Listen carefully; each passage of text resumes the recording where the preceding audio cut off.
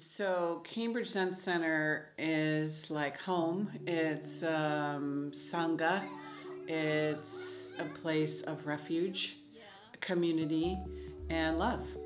So that's what I think of when I think of Cambridge Zen Center. This is one of the most beautiful, welcoming residential communities I've ever seen. So it's sort of an oasis in the middle of the city where you walk in the door from a bustling traffic and sirens and activity, and you walk in and it's this instant feeling of calm and instant feeling of like practice energy when you walk. And we've worked for 35 years to renovate all of these buildings ourselves, with our own hands.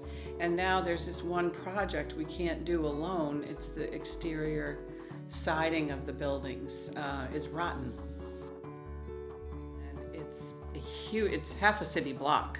It's a huge building and it needs re-siding, which is going to be extremely expensive. So in order to protect this jewel, this beautiful temple that is extremely unique in the world, we need help to raise money for this very expensive project. In the world, there's not many places that offer this resource, this beautiful practice to people.